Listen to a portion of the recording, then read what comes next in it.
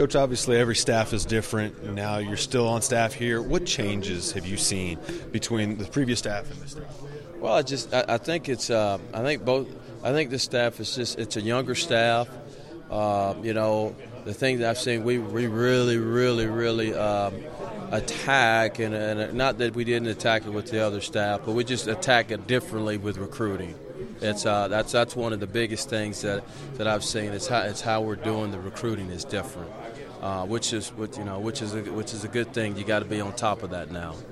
Overall in this class, you guys got a couple D linemen. Just kind of want to get your thoughts on them overall. I think the group that we brought in is really talented.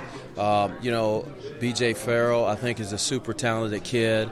That'll definitely be an inside force as he comes along. I like Isaiah Nichols, what he brings. He's a diverse type kid. He could do a couple different things for us.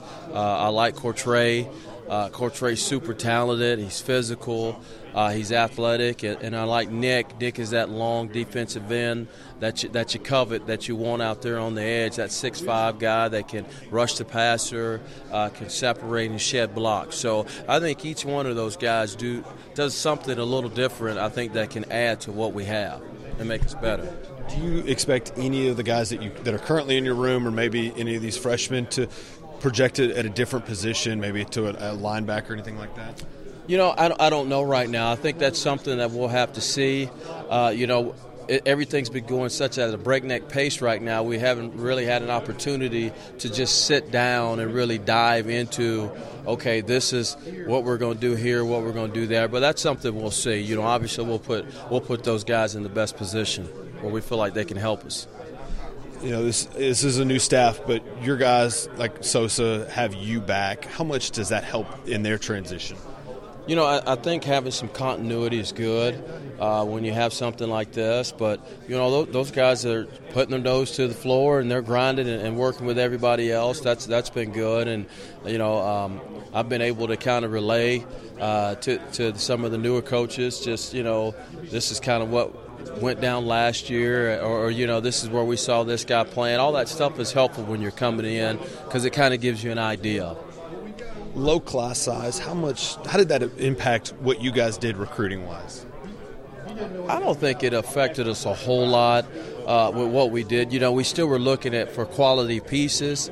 Obviously you can't bring in as many because the numbers are down, but I think I don't think it affected us that much. When you look at players and the other offers they have and what they're rated by recruiting services, how much does that play into what you guys do? Because I know publicly fans care about that kind of stuff. I know fans care about it, but I've always learned I don't really look at stars. I don't look at who's offered who, because at the end of the day, does that guy fit what you want to do or what you want to become? And I think that's what it's about. I know the fans watch that stuff, and that's fun for the fans. But for us, we're just really trying to find fits. I say this all the time.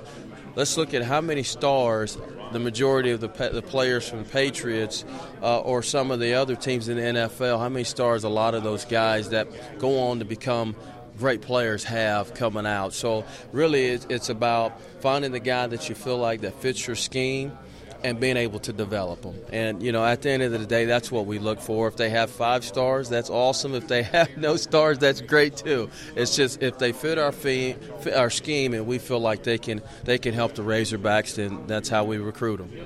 The returning guys, how have they embraced this offseason workout so far? I think they're hungry and they're attacking it now. Anytime you have a 4-8 football season, as a coach, as a player, it makes everybody take a step back. So you want to grind harder, you want to work harder, you want to maybe do some things differently that'll help you not result in having a 4-8 season. So those guys are doing everything we've asked them to do. A lot of the guys are doing more on their own because they want to win too. So I think we have the right attitude and right mentality right now attacking the off-season workouts.